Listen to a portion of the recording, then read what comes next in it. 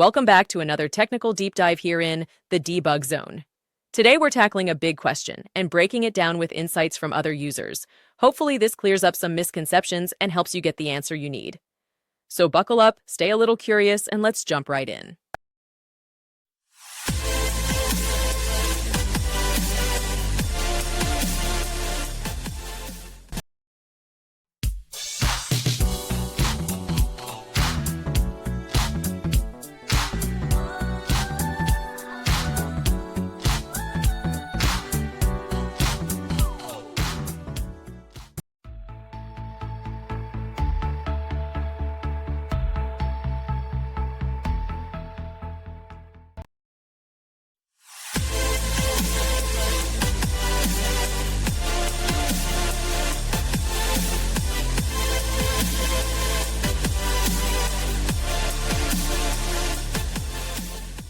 And that's a wrap.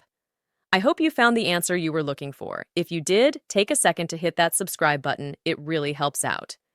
And let me know in the comments which solution worked best for you. See you next time in the debug zone.